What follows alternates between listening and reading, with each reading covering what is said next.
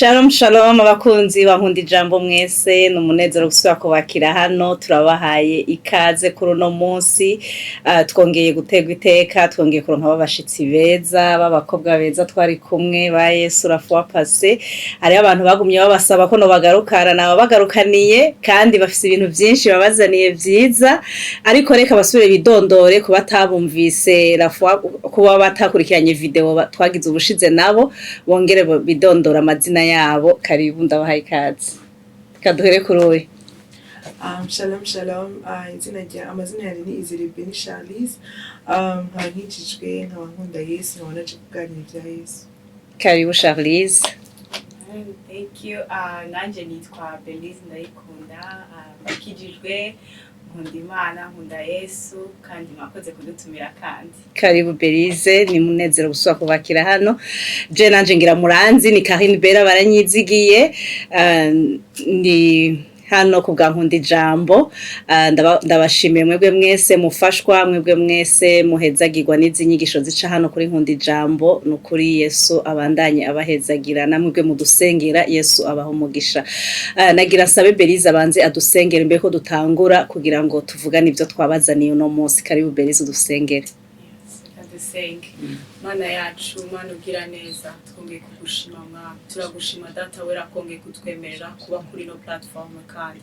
turagushima Mwami kubyo wakoze na video iheruka, tugushima Mwami nibyo uza gukora muri no video, tuguhaye icubahiro tuguhaye ikaze hagati yacu, turazi kuri hagati yacu igukore ico wateguye gukora Muka wera inguyobore abayoborwa nawe Muka wera ngo nibo bana b'Imana, none tuguhaye ikaze utware uyobore no video ukushaka ubwami bwawe ubuze ibyo ushaka ari byo biba hano Mwami Imana. Turagushimira rero kuza kutwigaragariza, turagushima kuri umwene data azofashwa n'ino video, turagushima ku muntu uzohindura ubuzima bivuye Mwami Imana kuri no mbuto tuza kubiba hano mu izina ryawe dusenze kandi twizera amen. Amen. Urakoze Belize Yesu aguhezagire. Uno munsi rero twashaka kuganira kuri topic ivuga ku bushobozi bw'isengesho canke ubushobozi bw'amasengesho, the power of prayer. Ni topic nini yagutse iri vaste ntitwoyivuga mu mwanya muto tuba dufise hano kuko dufise ibintu byinshi tuba twarasengeye twabonye Imana ikora pe mu kubw'amasengesho. Rero no munsi twashaka tuvugane ku bushobozi bw'amasengesho kandi ndazi muraza gufashwa muraza guhezagirwa. Ni ikintu cama kimpezagira cyane iyo ndiko ndakivuga ko kubera ko nzi ko ari ikintu gikomeye cyane mu buzima bw'umukristo. Nashaka rero no munsi nashaka Shasha mpere kuri Shasha abanza tubwire mbe Shasha gusenga niki. Thank you for the question. Gusenga ni kuganira n'Imana. Gusenga ni kuvuga ikiri ku mutima, ni kwiherera ukavugana n'Imana. Gusenga ni sinovuga mu ijambo rimwe icarico ariko novuga noshaka no gereranya gato icarico ni communication ugira n'Imana. Donc ni relation. Gusenga ni nka kujya uvugisha umuntu mukundana, so muteguza gukomunika. Rero gusenga ni communication ya iri entre wewe n'uwakuremye, yani ko novuga. Belize wovyitwa uvyumva gute gusenga? Nongera kuvyo Shasha yavuze, ni kuvugana n'Imana, ni dialogue n'Imana. Urumva gusenga ni kuganira n'Imana, niyo way uhura n'Imana ukavugana nayo ikakuvugisha. Thank you. Mbega gusenga bifise umumaro uwuhe mu buzima bw'umukristo canke mu buzima bw'umuntu nyene abaho mu buzima bwo gusenga bifise umumaro uwuhe mu buzima bwacu? Mbega birakenewe? Gusenga birakenewe. Nka kujya umuntu iyo adafise oxygene adashobora kubaho. Ku buzima bw'umukristo rero iyo udafise impwemu, iyo udasenga ni nko kuba wakujije impwemu yakuhema. So gusenga rero ni guhema, ni cyo gutuma ubaho umukristo, kuko umukristo adasenga nawe ari umukristo wonye aba afashwe n'isi, kuko iyo usenga ukomunika. Donc n'iryo jambo rivuga ngo ureka tureme umuntu ari mu ishusho ryacu. So umva wewe ukufye connection n'uwakuremye. So gusenga rero n'ubuzima kugifu tuyikura mu mazi ngo isubire kubaho n'ubuzima niyo mwando connection na kingdom na n'ijuru nico kidutuma tubaho turi bazima tubaho tunezerewe ico abandi bantu bashobora kuba struggling naco wowe ntugisira kuko urasenga urafise amahoro adatangwa n'isi. Amen. Ya Berize wo vyumva gute? Gusenga bifise umumaro uwuhe mu buzima bw'umukristo? Gusenga numva umenga nta yindi example irenze nk'iyaje kuvuga ifi ntishobora kuba itari mu mazi ni ukuvuga ngo nibwo buzima gusenga ni yatanguye avuga muri example ngo ni kuvugana n'umuntu ukunda iyo ufise umukunzi mugomba kuvugana kugira unamenye na relation yanyu ahigeze mugomba kuba muri ko murakomereka so rero ntuwambwira kuri muri relationship n'umuntu ntiwambwira ko ufise umukunzi ariko utamuvugisha so rero gusenga ni everything niyo base ya relation iyo relationship ufitanye n'Imana niho ugenda ukamenya umutima w'Imana niho ugenda ukabwira umutima wawe Imana ni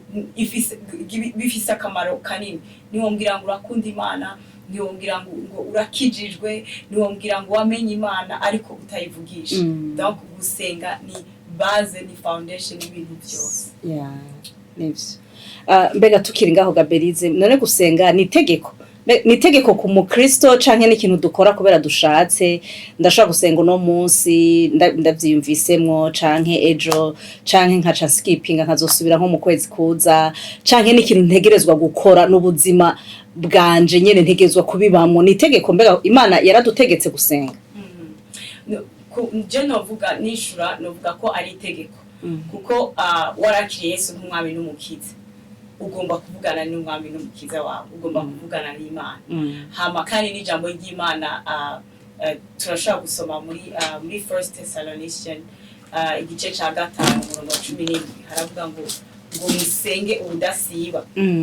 muri iryo jambo bavuga ngo musenge ubudasiba mu Cyongereza bavuga ngo pray continually they're not suggesting they're not asking us bakubwiye ngo ugerageze canke bavuge ngo ubishaka ariko barakubwiye ngo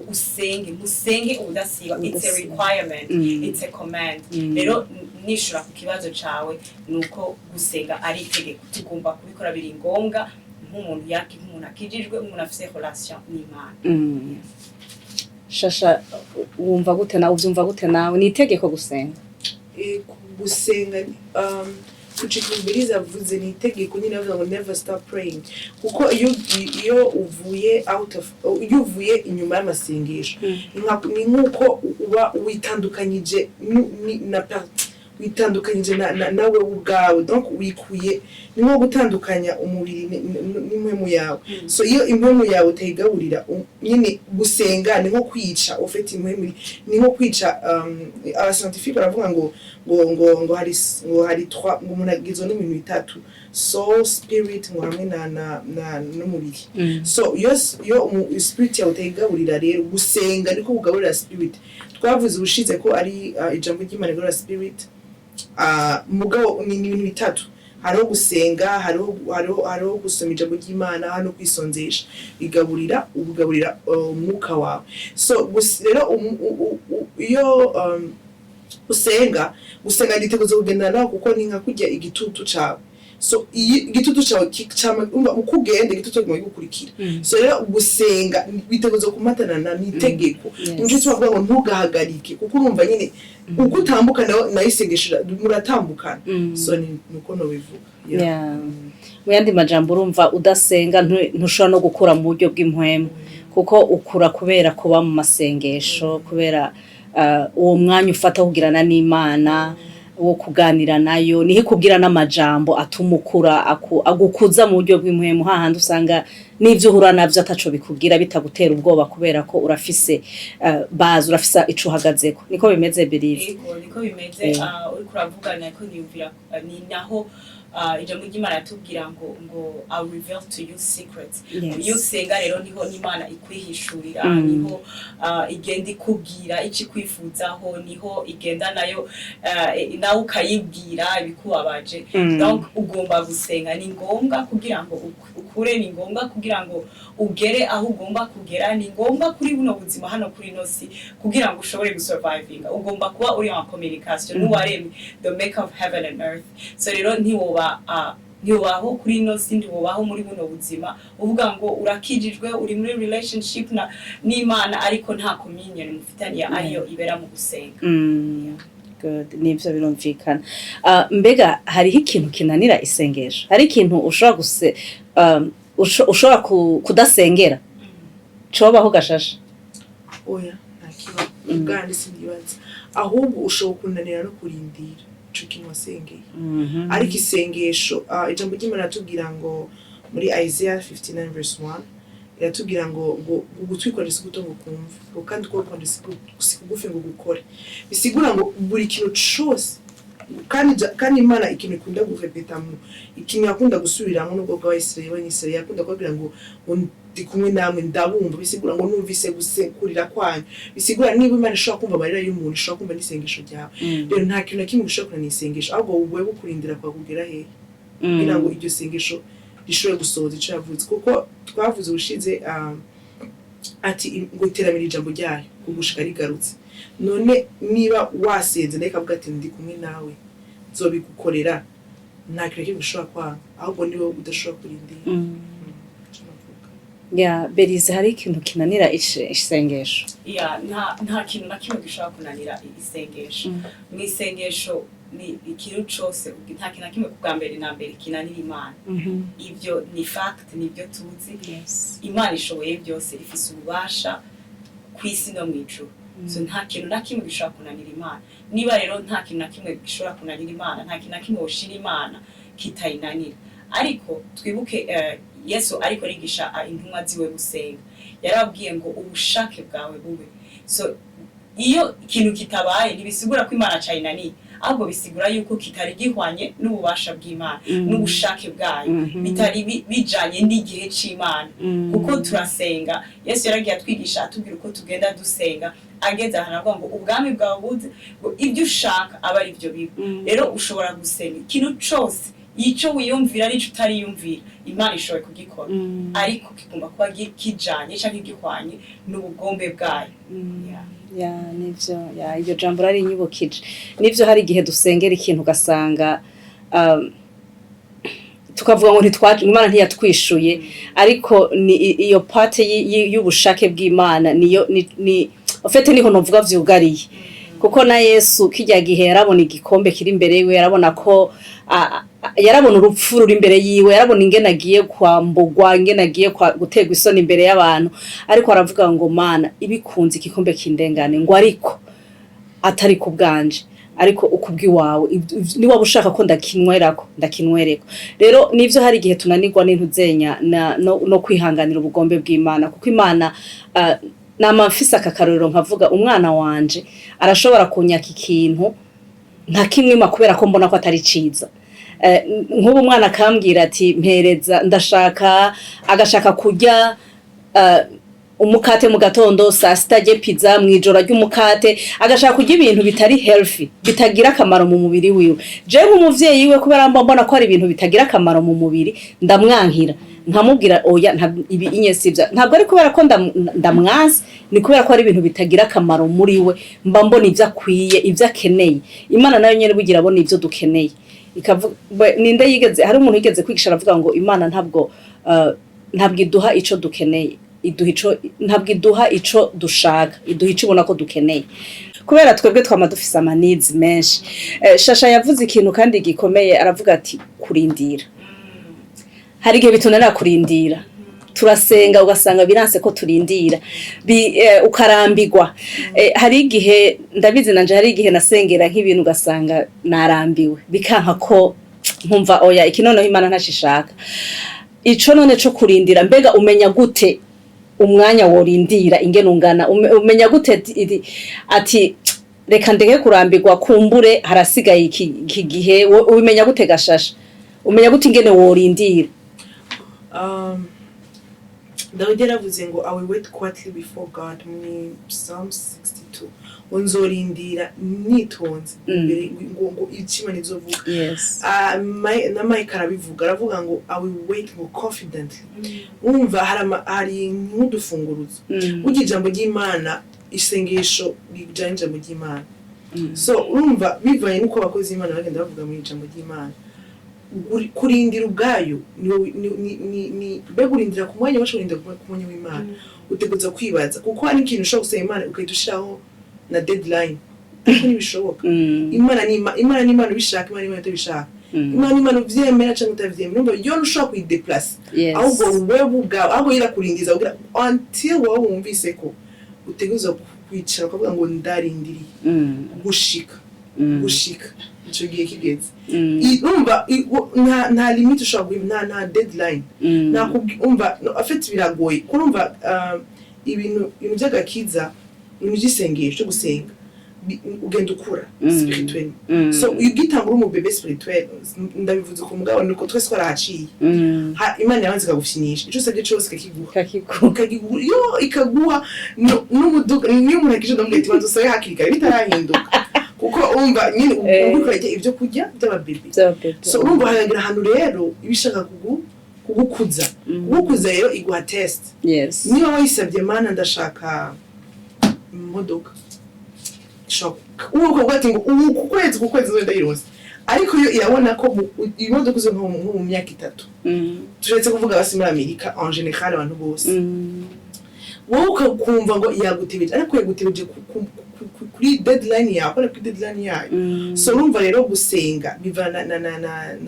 na level ugezeko kurindira bivana level ugezeko hari abadashobora kwihangana kuko nibazi Imana bavugana nayo iyo uzi Imana muvugana nayo n'ubonera Aburahamu yarindiriye imyaka mugukumva akaguma yikorera ahubwo bikaguma byagukivyiwe kandi arashaka kwijyasezerano ivuga ngo nzoguha kuba ascendant wa nation nzoguha nation abazova muri n'ibihugu ariko asimyaka 70 urumva ariko ari Imana imwisho so kurindira rero bivana levugeze Aburahamu ntiyavuye ku Mana gukora ngo yamutebeje kuko yarazi Imana yayo Aburahamu is the same way Imana yamubwiye ngo zana Isaka n'Imana yari yarindiriye imyaka n'imyaka ariko ugasanga Imana mubwiye ngo muzane ngo mutahe igitambo urazi gutanga days nta mugeni mwe gukomera gutanga Imana mubwatizana umwana wawe never ari umuntu umwe wakwisi warose warushaje w'imyaka ikuze ariko ukabona Imana yamubwiye ngo muzane ariko Imana yaraje uriya ari faithful to me so kurindira rero urindira confident kuko uzi Imana yawe mu gihe utarayimenyereye ikibazo nikiri ku Mana ikaze kuri wewe urazi Imana yawe Berize umenya gute igihe urindira c'Imana umenya gute ahavuga ati aha anye I give up canke ndashobora kubandanya jewe novuga yuko singenda kure ibyo ishashavuze bivana n'igihe c'Imana naho Imana ibonera ko ikeneye kukwishura nigeze kuba muri situation yatumye ndindira narasengeye ikintu ariko mba oblige kurindira imyaka 10 Imana yagiye kunyishura inyuma y'imyaka 10 ariko buri mwaka navuga ngo Mana ari patience ntarayigize imyaka 3 imyaka 4 kaga Mana jewe ni gute imyaka ndwi harigenda agera ku myaka nyoga ngo iyi ni completeness harageze ko Imana yishura vuga Mana ico ushaka kunyigisha nakibonye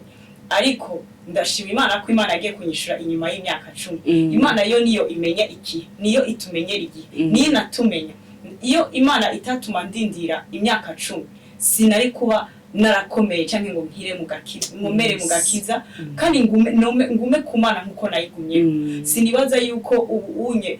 kubera iyo experience nagize ubu ngenda kumana mvuga ngo ubugombe bwawe mu gihe cawe narize narashize ahantu ndavuga ngo Mana ndabiguha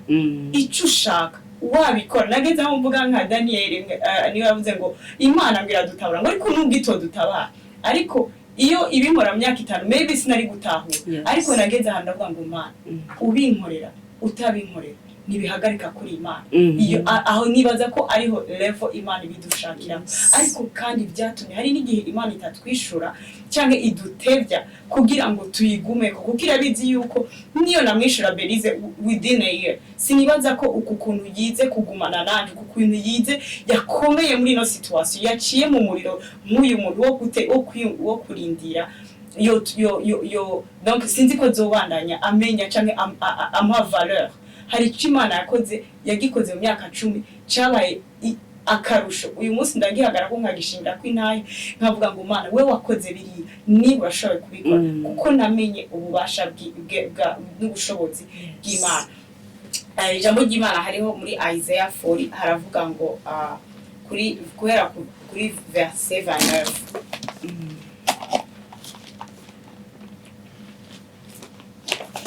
aravuga ngo niwe aha inkomezi abadendebukiwe kandi utagira intege amwongeramo inkomezi. Imisore yo nadendebukirwa ikaruha n'imisore ikibangutse yo kwica ko igatemba. Ngo ariko abiteze uhoraho, mu Kinyarwanda bavuga ngo ariko abategereje uhoraho bazokwama biyubura mu nkomezi nsha, bazodugisha amababa nk'inkukuma, biruke ntibaruhe, bagende ntibadendebukirwe. Nukuri iyo ndabihamya neza kandi ndi ntahe canke ndigihamya c'umuntu c'ugukomera mu gakiza,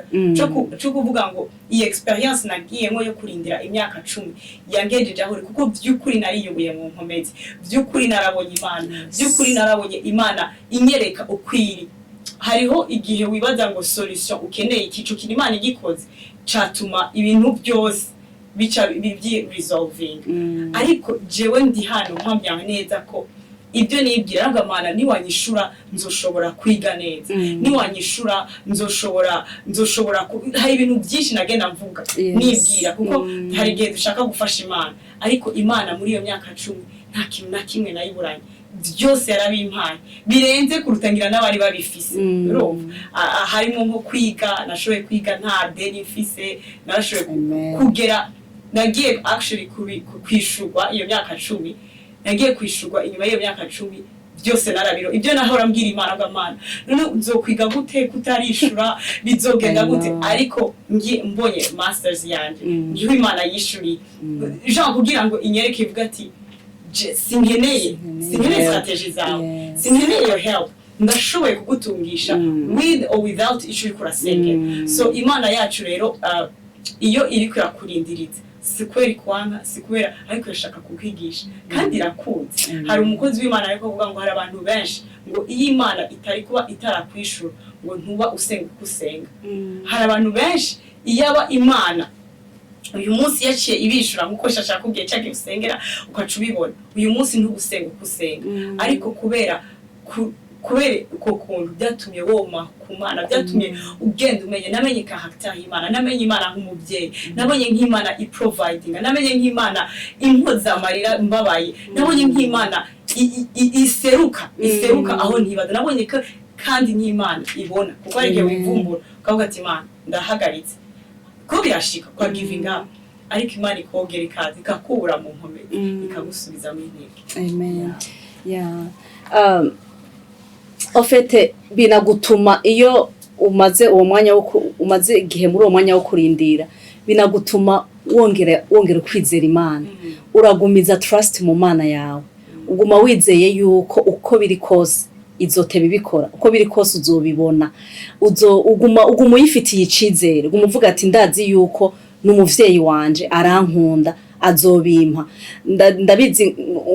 kubana umuvyeyi, umwana wanje ashaka kunyaka ikintu nka kimwe no munsi ariko ejo agasubira akakinyaka, nka kimwe manager nahigeje agasubira akakinyaka, no mu kwezi kuza agasubira akagaruka, kubera arazi yuko uko biri kose ndamukunda nzomuha ico kintu. Aragishaka mugabo arazi yuko maybe it's a matter of time, ariko arazi yuko uko biri kose ku rukundo ndamukunda, sinomwe imico kintu ndabishoboye, aguma binyaka. Rero nuko no ku Mana bimeze, n'umuvyeyi wacu iradukunda, iyo tugumye tuyibwira iraduhereza. kubera ko irumva gusenga kwacu ntaco wagira ongerera yes hari akantu nari ngomba kongera ko kuri ibyo Shasha yavuze ngo Aburahamu yacatanga umwana wiwe ariko ndiyumvira ndahamya neza ko Aburahamu iyo akaba yari yararonse Isaka like right away atarinze kuruha atarinze guca muri ya myaka yose byari kumugora ariko kuko yavuga ati iyi Mana yari yarasezeranye irabikora nyuma y'igihe kinini yabyafashe igihe kinini yabwiye ngo nzoba se w'amahanga kandi ikagati bizoshoboka ko dangene meza ati maybe ni haga ariko kubera ko yari yararindiriye kubera mugabo muri uko kurindira yagendanye n'Imana igihe Imana yamubwiye ngo impa Isaka ni ya double thinking yaciye bikora right away kuko ati iyi Mana niba yarashoboye kunshikana kuri imyaka nkabona n'undi mwana iramumpa kuko yarabisezeranye kandi yarabikoze. So I think it was easy for Abraham to do it kubera uko kuntu yari yararindiriye kandi abona Imana irakaminze through iraba faithful. It doesn't matter igihe byatwaye ariko nawe ni kubera hari ahantu yari yaragiye arigishwa arashiba hasi araca mu challenges ariko agera ahantu avuga ngo Imana irashoboye. Amen. Imana ishimwe nivyo iyo niyo Mana yacu nibwo bushobozi bw'Imana yacu. Mbega nk'umuntu ariko aradukurikirana ashobora ko bavuga ati jewe aho nasengeye ubu unye numva wapi ndabihevye nta ahubwo ndasenga aho no kubona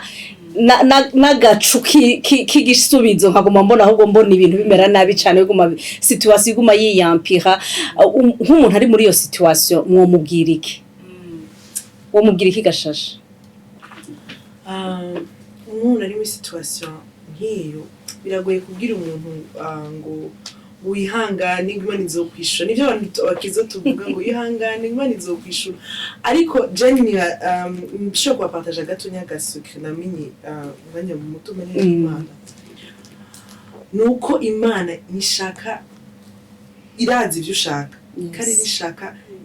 nivuga ngo sishaka kwishura ahubwo irashaka umutima wawe. So hari gero usenga ikintu ugahita udeplace n'urukundo muri match baratubwira Yesu yarabwiye abantu ngo uri gukunda ngo umuvye mama na papa kushuko wankunda gukunda ngo umugore we umva nyine idohama Yesu dohama example ariko yashaka kutubwira ngo ukunda ico kintu kushuko nkunda bisigura wewe yeretse yuko ushaka ico kintu umva waje mu nyonga zayo waje kwirondera mugapana ko uyikunda hageze ahantu okay hari gusengera ikintu kuko ndabizi naje gusengera ikintu numva nyine nico nkavyuka twaza du matin nkavyuka umva nawe ni umva no hose nkagisengera ariko haragira Imana ngo banzundonde banzumenye. So rero ari gihe ushaka ikintu kuryo bagire n'Imana urasaba. So ico nobwira umuntu ariko arakurikira ubanza ugaruke ku Mana bibwiye ngo ndashaka kumenya ahubwo niba nico kintu kimbuza kukumenya hari Imana kuganiza ikindi ngo tuvuga ati oya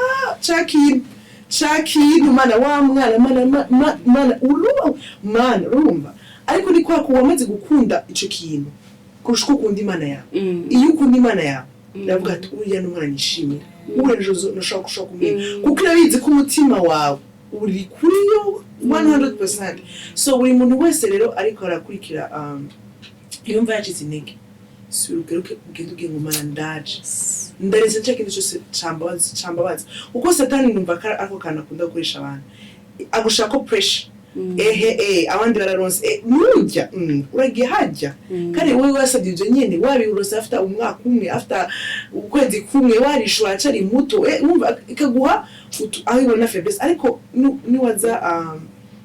niwaza ku Mana irakumurikira ikaguha umunezero. Burya ikintu ca mbere Imana yavuze ngo Yesu yavuze ngo ndabaha amahoro isi datanga. So niba kandi ngo Mana ngo sindababwiye ngo bakure mu isi ngo barinde muri isi bisigura ngo uzocisha muri trials. Rero izo trials nizo zigufasha ahubwo wewe ubwawe canke je ubganje ni igiki kindinda ni Imana. So wewe rero uteguze kumenya Imana kurindi yariyo no Satani adusinda rero ege Satani warazi Imana kuturusha kuko ubumenga ari mu angels wayo none wewe nawe ubwawe uri kusaba Imana ngo Mana mpa iki urazi Imana ukurasaba. So you have to know God ahubwo notera imuha bwati garuka ku Mana ubanzu yimenye manzi umenye iki gushaka ushobora gusaba ngo mana nje muri Etats-Unis Imana igushaka mu Faransa urumva mugakora wamaze gufata ico kintu ukakigumako cyane nuko urumva n'ijwi ry'Imana urumva wazibiye amatwi washatse ko ico ushaka ico kikubako so rero numva impungano gutera sino kugira ngo bandanye usenga urindire ahubwo garuka ku Mana kuko iyo izo kuza amarira niba ico kintu cyo kwisha urumva kuko yo niyizi ikiri imbere ya ivuga ngo quand je connais les projets que j'ai formés sur vous projet de paix non de malheur niba ico kintu kwishura suki deja kwishura ngo maybe c'est un projet de malheur c'est un projet gishobora kugukura mu gakiza numva rero itegerezwa kukurinda ngo umuntu yavuga ngo haguguhomba yo guhombya ishobora guhombya ico kintu kugira ngo ugaruke kandi wumve ngo Belize yakivuze Imana hari kwimikira kugira ngo ikwiyegereze that's the only way kuko anavuze anje ushize yampamagaye mu bwoba na nifisi so nawe ushobora kuvuza ico kintu kivuga ati nico gituma ngoma ku Mana n'imyaka 70 ishobora guhera mugabo mu gihe ubwenge bugarutse ukavuga ngo nje kurondera wewe ndabihevye byo byose narishaka urabe ico kintu n'amameze bitukiguha kuko yabonye ko umutima wawe uri kuri yo pana kuri ico kintu kwasa Berize uwo muntu uwo mutera inkungi yihe uwo mutera intege gute umuntu ari muri situation yavuga ati jewe wapi ntacungi iki kintu Imana ntizokigera icishura narasenze narisonzesheje naragerageje vyaranse ubu onye ndagihevye nta nico ndosura gusengera uwo muntu wo mubwira iki uwo muntu numva vraiment no mubwira par experience kuko naje nageze ahantu mvuga ngo Imana yarafashe hageze kuri kese zanje irayishira hasi je ndi muri babantu ndabwira ngo Imana hageze ivyi wanje buri gihe hageze kuri kese ucishira ku ruhande ndamutahura cyane ndamwumva cyane ariko ikintu cambere no mubwira coco nuko amenye ko Imana imukunda iri bwa mbere na mbere kuko hari igihe Satana kubesha kuko ati wewe Imana ntikwitaye raba bandi nabo bari ntibariko baranabisengera n'umuntu ariko arasengera umwana akaza wumva ariko ararira ngo nasanze natwaye kuko Imana je nasenze uri ariko atariko aranabishaka arayibonye like how you know ukumva umenga Imana yo ntikumva ariko ico nshaka kukubwira nuko Imana iragukunda kandi Imana iragufitiye umugambi ni Imana umuvyeyi wawe donc ni irengagije yuko ico kintu kurasengera ugikeneye ijambo ry'Imana atubwira ngo we atimanye umwana wayo w'ikinege how much more can he do for you niba itatwimiye Yesu ngo adufire ku musaraba niba itasperience ati uyu mwana wanje the one who knew no sin reka ndamugumane aba deja bahemutse ndabareke niba Imana yarabikoze gutya how much more can he do ariko ico no kubwira coco nuko Imana igufitiye imigambi myiza nkuko twabyumse mu ijambo ryayo kandi yiteguye kukugirira neza ariko ndashaka ngo uwongere ugende ku Mana wongere crawling into his presence ubwo ngo Mana ndananiwe ikintu kenshi dukunda kurwana naco nukutaba honest ni Imana nukuguma nyine umenga urayishavuriye ukaja ku ruhande ukabuda no genda kumara ngo Mana ndagushavure Mana kwe kutabimenya menya umutima w'Imana kuri ico kibazo uri kurasengera menya ico Imana iri kurabivuga eske Imana iravuga ngo rindira cyangwa ikora kugira ati iki kintu cabaye kigigwa Mana ntukishaka no kumbona you are so focused on this nkuko shasha ikora kubwira ariko arabitubwira ariko niyo Imana yakubwira ati hari ico ngishaka kuri wewe urindire ukomeze ubwo ngo Mana ndananiwe impa inkomezi mbandanye kandi Imana izobiguha ikindi naco nuko iyo ibintu biriko biraba nabi cyane iyo ibintu biriko bitera biba complicate aho kandi niho kandi n'Imana ikwiyerekera you know ni Imana ikubwira ati Imana igiye kubikora hari verse kuri Psalm 30 iravuga ngo ku murongo wa 5 igice cya kabiri cya verse avuga ngo ukurira korarira umuntu mwijoro ariko mu gitondo impundu zikavuga iyo bugiye guca burira cyane complètement you know ibintu biba bibi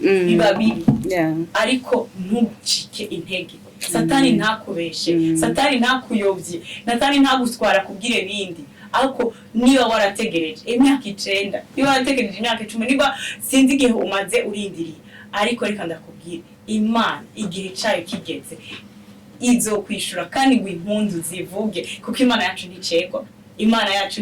ntisinziriye Imana yacu iri kwirakora kandi uzosanga igihe ubiboneyemo ari cyo cari gikwiriye. Hari n'igihe iyo uri kurasenga Imana ikakubwira ati kino kintu uri kurakibona kubera hari abantu batari ko barishurwa kubera ingoyi za Satani baraboshwe you know ariko ni wabuda ukava ku Mana you will not know. Ako seek the kingdom of God, seek the righteousness of God, ngo everything else ibyo uri kuravuga everything else ibyo bigushaka ushaka kwimenya ushaka kuvuga ngo Mana mbwira uwo ndiwe nyigisha rondera ubwami bw'Imana rondera kumenya umutima w'Imana rondera kumenya iyo Mana ibindi byose ibyo bindi uri kurasengera byose irabizi kubishaka n'umuvyeyi. Amen. Yeah, amen. Mperutse kubona umukozi w'Imana umwe ariko aravuga ati bamubajije iby'igihe nyene aravuga ati erega Imana nishobora kumenya ngo ikibazo cyawe kimazemo igihe kingana gutya kubera Imana ntabihimenye. Imana ni Imana y'ibihe vyose. Ku Mana nta myaka ibaho. Imana ntizi n'imyaka kuko nta myaka ibaho kuri yo. Imana ni Imana y'ibihe vyose. Hari umugenzi wanje umwe ariko ndabwira igihe kimwe numva nacitse intege cyane numva nyene ndi mu kigeragezo maze mu gihe kinini ndamubwira nti jewe ubu nanabihevye nta nivyo nzosubira no gusengera mbere ubujenda ibintu ndumva nyene ko ngira mbe nyene ibintu bigira bibe nabi. Arambwira ijambo ryamfashije cyane yarambwiye ngo reka ndakubwira ikintu kimwe ngo fata ko Imana yo yavuze ko ico kigeragezo uzokimaramwe imyaka 200 ngo bukimazemwo 18 ngo numva ko hasigaye 2 gusa ngo kugira Imana ikwishura ndamubwira yego sha reka rero mfate ko ari 200 reka mfate ko ari 200 ubwo hasigaye 2 urumva uca wumva umuntu waguteye intege gutyo uca wumva ko hariho intege zindi zisha ziduga muri we uca wumva reka mbandanye ntitiriza niko bavuga abanyarwanda reka mbandanye ntitiriza burya nta gihe gisigaye kuko tureke guhiga Imana kuko Imana ntigira igihe. Imana ni Imana y'ibihe vyose. Naratangaye cyane ndiko ndasoma Bibiliya kuri Aburahamu twaduheje kumuvugako bavuga ngo igihe c'Imana kigeze. Ndavuga what? Igihe c'Imana cageze Aburahamu afite imyaka 100. Igihe c'Imana Aburahamu ngo Sara ngo yari nka kaheze niko Bibiliya ivuga ariko ijambo ry'Imana rivuga ngo igihe c'Imana kigeze. Bisigura ngo ku Mana nta myaka ibaho. Imana it doesn't care yuko he doesn't care yuko imyaka yawe ufise imyaka 200 he doesn't care yuko ufise imyaka 50 muco kigerageza ivyo ntaco biyibwiye kuko ngo igihe cayo cageze Aburahamu ufise imyaka 100 ni Imana yavuze. Naratangaye cyane nsomye iryo jambo. Tukiriko turavuga kuri binyene mbega Berize nk'ubu wumva nk'umuntu gusenga akishugwa iyo usengeye ikintu kishugwa wocu hagarika gusenga wocu uvuga ati biraheze nta nico jewe turahejeje n'Imana. Aho ni hariho n'abantu bameze gutyo avuga ati aha anye kandi akazogaruka ku Mana ibintu bisuye kuyangara. Hari actually hari umugenzi namye mvugana nawe kare kuri telefone ndamubwira ngo hari abantu bamaze igihe barira Imana ngo ibahe umwana hama nyuma wagira ati yaho kudarinze kukubona gusenga tuvuga ati sha urabona umwana nibiki tugakoresha nyene yama excuse yamwe twavuga canke ugasenga ati Imana mu mugabo wakubona ati urabona tumugazi gakora cyane bikimurira ko za ma prière il faut ko mba mparatashe ugakoresha nyene you know kuvuga ngo motivation yagutuma uba muri presence y'Imana yari ico uyishaka ko yari kuboko kwayo hanyuma maybe ugasanga abantu nyene tumeze abantu nyene basenga dushaka Imana ikakwishura cuhagarika urindira ko ari ikindi kintu kandi trust me best believe me I believe yuko Imana ishobora no kuko iyo gushaka yana create iyo need kuko irazi yuko uraza kuza ni wayikenera so rero nobwira abantu ngo again ntushaka Imana kubyiguha nidushake mu maboko y'Imana gusa ariko dushake no mu maso y'Imana kuko ngo wasogongeye the one who tasted he knows. They know ko it's not just ibyitanga ariko namahoro ubwira hari ibintu ucamo iyo uri kurasenga nubwo Imana itakwishuka gira amahoro ni muri situation yakonze ati why utari kurarira like twumvise amakuru ariko arakuvugwa tubonye ibi nibi biriko biragushikira why utari kurarira you know suko Imana irengagije ko wabaye ariko Imana ikora kwereka ko ni Imana itanga amahoro mu mihengeri ni Imana iyo hari ibihuhusi iguha guhagarara ikaguha umunezero uba abandi uri suppose kuba ubabaye uri suppose kuba hari abantu cyo mu situation bakaba suicidal baca muri situation bakagira ama depression ariko wowe Imana kubera kwa gusenga ukagenda ugasenga ni kenshi nagiye gusenga ngenda gushaka Imana nkavayo Imana itanyishuye ariko nkavayo umenga mfise amahoro ndusha mfise like it's light ninjiye mfise heaviness kuri je ninjiye hari ikintu kindemere ariko ngasohoka mu masengesho Imana nico yanavuze ariko ikaba yabikuyeho aho ni mu gihe wagiye kwishaka sincerely ariko nguhamagare kudashaka Imana kubera ibyo ushaka kubera that's gonna cause you to just Imana ikikwishura hama ikindi naco iyo usaba Imana uyu munsi iki ejo ikakwishura ejo hari ikindi kintu uzoyishaka tubayeho tanke turi kwisara ikintu twamadukereye gusaba Imana uri ko ararira umwana ijo n'umwana Imana yamuha umwana azorira Imana Imana mpaye cyo yige kwishura igiza cyo Imana indero y'uyu mwana hariho ikintu continuer none tuzokwama muri ibyo ahubwo reka dushake Imana dushake kuyimenya dushake kumenya iki twifuza ko iki tugomba ko ibindi byose bizoza kuko it comes muranyenere ngo abantu baza muri Amerika dufise ibintu dusengera birabizi biragoga ndashaka permis de travail nyuma ya permis de travail ndashaka license babona license ndashaka kazi bizokwama bizi biri continuer hari ikintu every step of your level of your life ukenera ariko nibibe your reason of seeking God nibibe your reason of praying imagine ukundana n'umuntu buri gihe mukavugana ariko akeneye ikintu ndashaka ikintu we don't like that nk'abantu bazimana nayo that's true Shasha wewe bivuga ko iki by'umuntu ashobora gusenga amaze kuronka inyishu y'Imana akaca avuga ati bye bye see you next time je hari umukozi w'igihugu gutanga example ndende nayisenda yibaza ko aravuga ati umwanya umarana n'Imana uvugana n'Imana niyo ari umugabo muri mayi cyangwa umugore muri mayi iyo mayi yaje ndi umwanya ngana gute mitaniyumvira ati mbega hari ukuntu tuvuga ngo okay hari ukuntu tuvuga ngo turakijijwe ugasanga ugenda kijijwe ariko nyene ugasanga nukijijwe ahubwo ni nk'ikintu wambaye kugira gusa uje gusaba Imana wiyite ko uri umukristo ariko nyene you are here for the interest nyene kandi Imana yarakureka kuko irabizi kuri ushaka gusa iby'amaboko gusa ariko udashaka kumenya ujuru by'umufuko ariko ushaka iby'umutima urumva kandi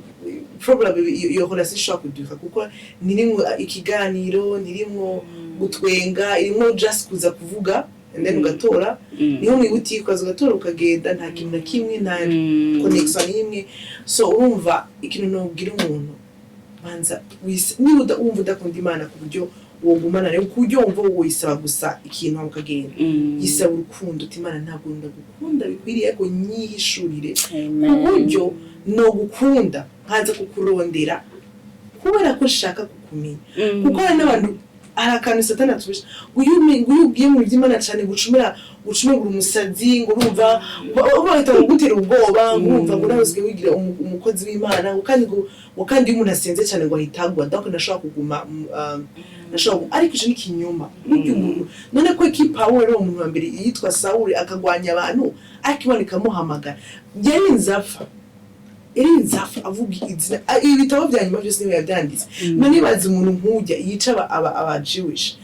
atazimana ntabwo yigoye bwa ati yes why abo muze tubice agashoreka Imana ikamusaga mu nzira none niba umuntu nk'uwo yari umuntu wowe wasutega udakora n'ibyo bintu we ikavuga ati ndaguturanije wowe basi byitwa ko atabyaha wibona ko byinshi kuko abantu tubona ko ibyaha n'abandi bitubwira byitwa ko ari wewe basi wewe ni uzi gute kito gukoresha kwa kiwo yo gutemvye ni umuntu yavuye kure nk'ujya atigeze atemba yari umwicanye ahubwo akaza akabwira ati muhebe ibyaha mubwira iki akabwira abandi bantu akabagorora wewe nawe ibaza ibyo wokora wewe umva ifoko umva ngo it's beyond gusaba ahubwo uzi umunezero uri muri Yesu abantu bavuga ngo muri Yesu ngo ari umuruhara umunezero urabyuka ugatwenga umva ukaja mu kiyukira ugatwenga ukumva umuntu yagutuka ugukawa ukumva soke ariko muri character yawe kuko imva ijambo ry'atubwira ngo you die ngo ura dying your body die cyangwa character yawe ura dying irafa kugira ngo Yesu Kristo muri wewe bisigura ngo spirit yawe ibe connected n'uwayire bisigura rero iyo spirit yakone kuri Yesu umva uratwenga umva umuri wawe icumuri wawe uri gukoresha kibi nigishuguso kugaruka kiraza kiraza umusho kuri kibuka hita wumva mugabo ijwi rikubwira ngo slow down ukumva umubabarira icyo twese avuze ngo uhindukira naho ndabyuma ngo umuntu kwisuka ngaho cyo muhindukira mvuga nirashoboka rero ndamukubita ariko mugabo Yesu yashatse kuvuga yatanze example Nireze kuvuga ngo amakofi spirituel ari umuntu azaka kubwira akantu yo ukumva mu mutwe birajago mugo iyo ukijijwe neza washitse indani arakubwira akantu kavuga ati mana ndamubabariye umuntu yakobaza ahubwo ahita ufuka amavuga mana umutabare akumenye uko umva ugeze ahantu utabukicikunda ahubwo Yesu iri muri wewe ashaka gukundisha abandi bantu arakubwira ati mukunde kandi umuntu yakobaje vrema iyo muzo yakoje kujya ubona mwitwarira mu bantu ariko kora ko Yesu yaraje ahubwo ati mubabarire kuko nabona yakubabariye kuko nitwera so urumva rero umuntu wese yumva ko adakunda Imana enough aja kwisaba gusa yisabe byose bibera amasengesho yisabe ntakindi ni gusaba amen vuze ikintu gikomeye cyane ingene ku building your relationship n'Imana nivyo iyo uri mu buzima bwo gusenga uragera igihe usanga wumva n'ibintu ukumva aho kuguhungabanya ahubwo bigutumye ucuja gusenga dernièrement nahamagawe n'umuntu ambwira ibintu ngo bamvuze kandi bibabaje vraiment bitaryoshe biteye n'isoni ariko ico nakoze uwo muntu namubwiye nti urakoze wahejeje bayire tuzosubira nti mugabo ndagenda kubwira ko ntakeneye no kumenya nabo bantu nakeneye no kumenya naho babivugi ahubwo ngiye kubasengera naciye ngenda gusenga mu cumba ndafukama ndavuga Yesu abo bantu bahe kukumenya bahe kumenya bahe kukugira mu buzima bwabo bahe kukwakira kuko baragukenye navye nimba bashobora kuvuga ibintu nk'ivyo onye baragukeneye mu buzima bwabo nta kindi numvise noje imbere ya Yesu ndamubwire ariko nibutse my life before ko ntangura kuba muri ubuzima bwo gusenga nkaho onye nari kumara nijoro ryose nkanura ntasinziriye ndiko ndimyoza ndiko ndidoga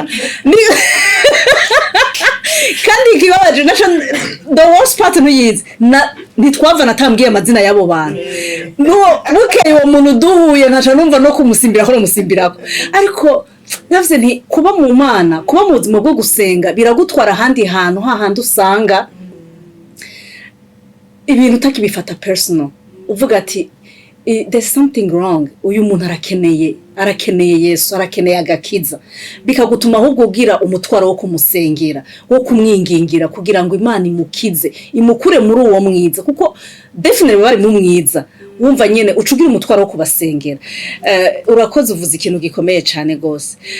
okay turiko turasoza narishaka dushinga intahe mbega ndabizi mwese nta muntu noneho bavuga ko abamuzima bwo gusenga atagira intahe atagira ibintu avuga ati aha ni Imana shaka rero mudushinga intahe uvuga ati shasha ndabizi urashobora kuvuga ati iki kintu this was only God berizo urashobora kuvuga ati ni Imana yonyene mumbwira ikintu mwasengeye isengesho wakoze ukavuga ati je narasengeye iki kintu nagikuye mu masengesho ukavuga hari ibintu nivyo turonka tutasenze jewe abana banje bose bane nta n'umuntu uvuga ngo narasengeye narabifuza gusa narabifuza hanyuma nkabaronka muga hariho uwundi muntu ashobora kuvuga ati urya mwana urya namukuye mu masengesho ni nkuko nanje mvuze akaroro ku mwana hariho ibindi fise naronsa ruko ndinze guja ku mavi nkasenga rero hari ikintu uvuga ati ikinye ni sengesho ryakimpaye nashaka yo mudushingira intahe uvuga ati anye ni Imana kangurashasha bon biragoye ndikurondera ikintu kiri kuko byose murabiri vast ariko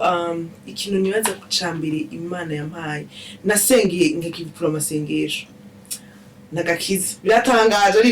ariko mugabo nyine nagakiza kuko urumva ugambere narasenga ariko nasengera amahanga narakije ko nakijije ku matere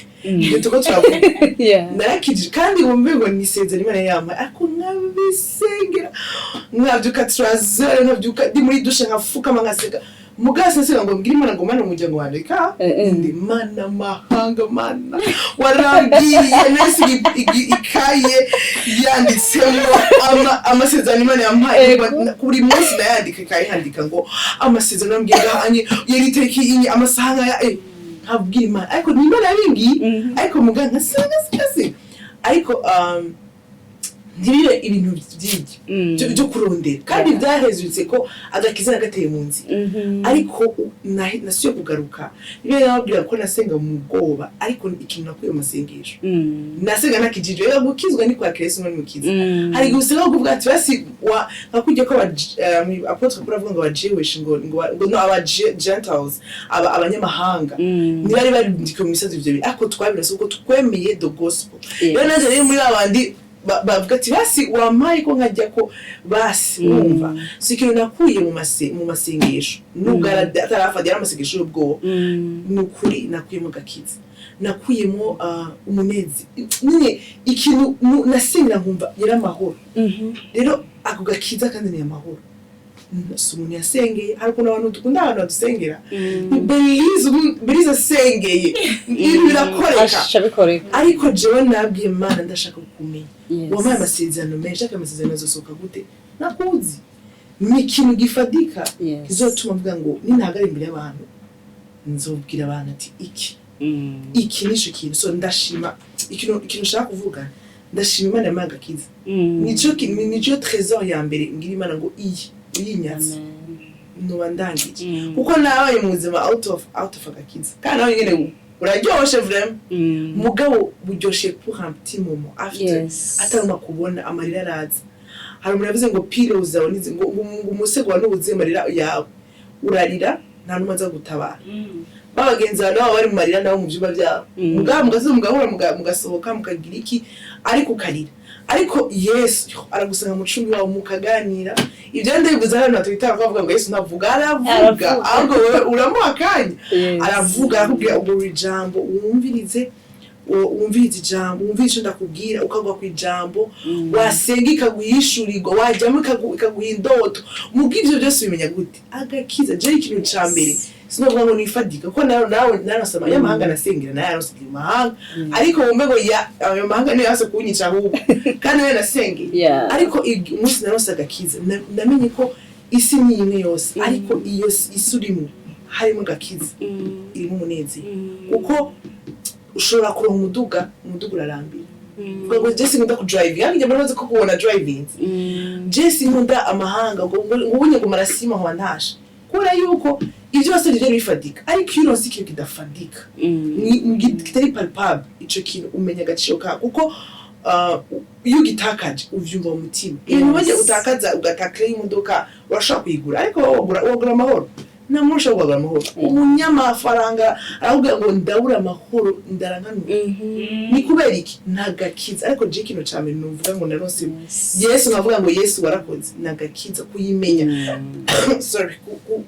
muvuze mu kuyimenya shatse kuvuga ngo kuyimenya je ubganje apana ko umuhanuzi aza kumbwira ngo Imana yakubwiye oya kuyimenya kugimbwira ati wakosheje urazi mane ngo wakosheje ugaje netse Imana iri du ikubwira umwana wanje ndagusezera amasezerano ariko mugene yimenye namenye Imana inkarire kambwira ati kijye uzusubire Imana kandi je nshaka kumenya urumva kandi abantu nibyo duhunga Imana irakaze Imana yagize ariko ico niyo nayo novuga ndamenye Imana ku giti cyanje nico kintu nakuye nakuye masengesho thank you Berize dushingira intahe nawe I think ndashimira ko ibyo byose Imana yakoze mu buzima bwanjye byahereye ko nayimenye byahereye ko nagiranye relation nayo kumenya Imana byampaye kuba mu ma situation wavuze ngo abantu bakuvuze and then ugasanga nyene urareactinze normal utaramenye Imana ariko wamenye Imana ugafuka mugasenga like jewe novuga ngo kumenya Imana byampaye kumenya kugenda nkayiririra umuntu akunda kwerekana emotion so buri gihe nkagenda nkabwira Imana ngo Imana ndashavuye Imana nakambwiye gutya canke iki cabaye nayibwira bikantuma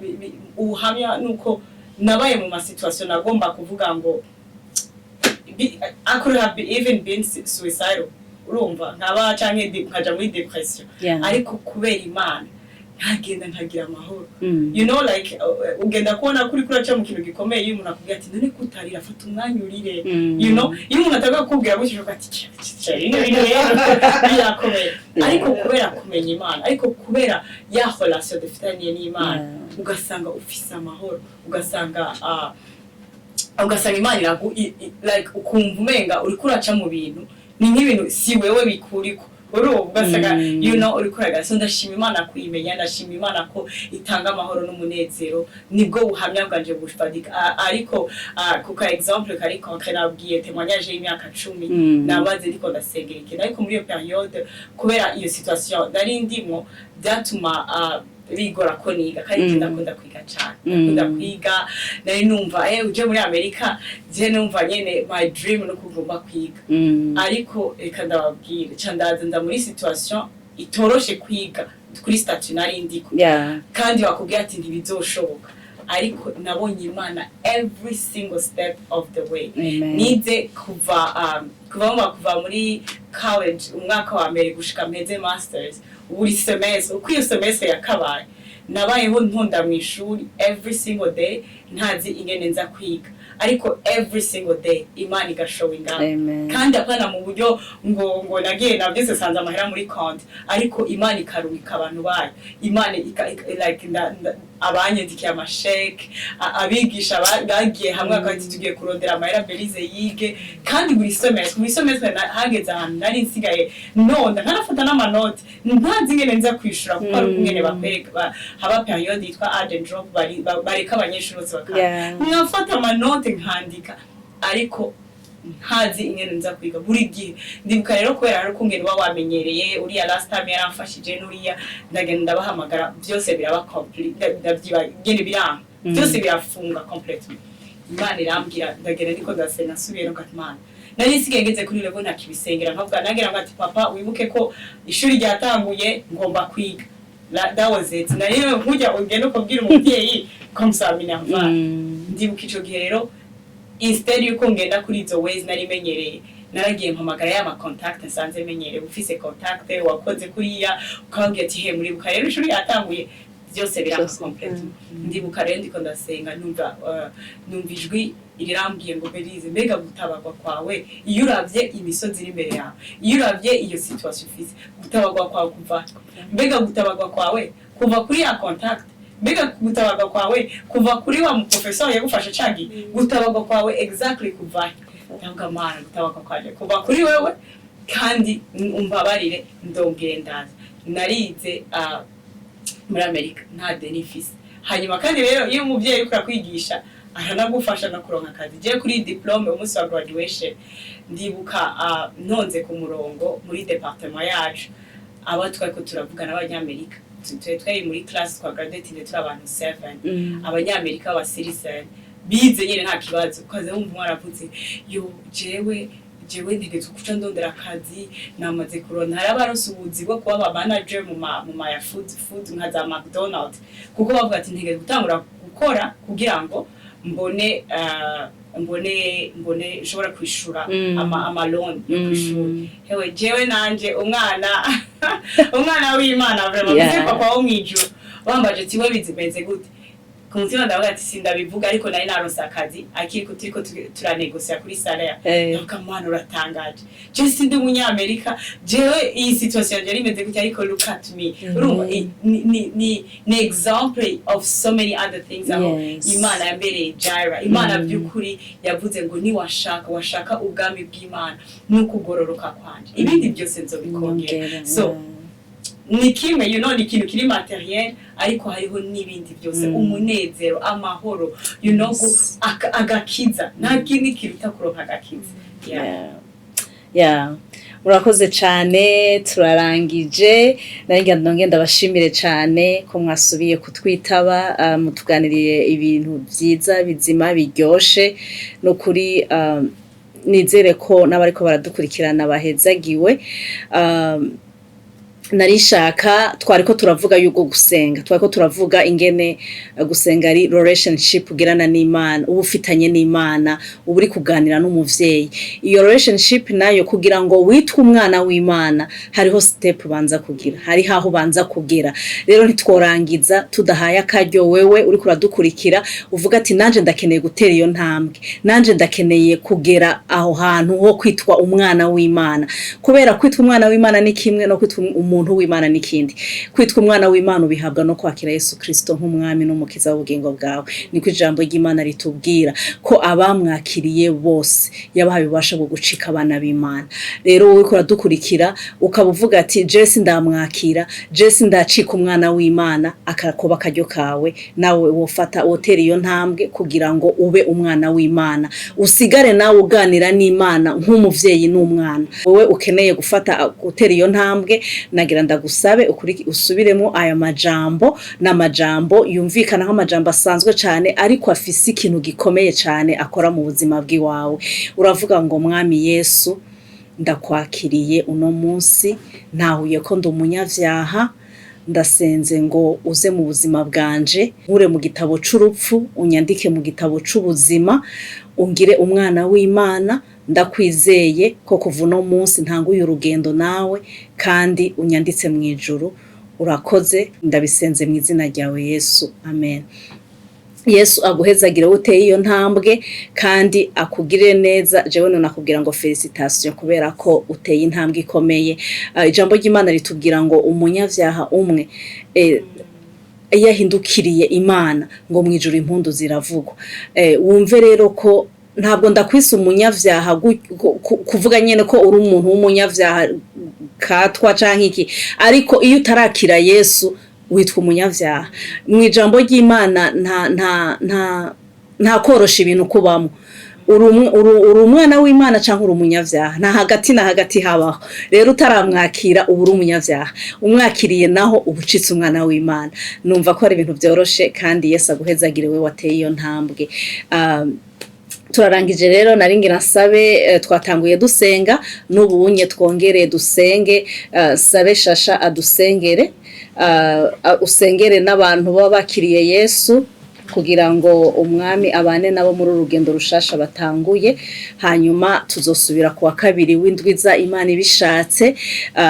murashobora gusangiza ubutumwa benshi bashoboka kuko ibi ni ibintu benshi baba bakeneye kumva urashobora kugira share urashobora urashobora gusubscribing no butaragira subscribe kugira ngo video isohotse ucuronka notification ivyo vyose nibifasha gukwiragiza hirya no hino ubutumwa bw'Imana Yesu abaha umugisha Shasha karibu dusengere Mana data turagushimiye mwami kugikorwa cizo cyo gukora nga data wera tugwa icubero mwami wacu kuko abaheje kwakira Yesu mukiza papa ijambo rya mwami ratubwira mwami w'Efeso data wera ngo dusenge kandi dusenge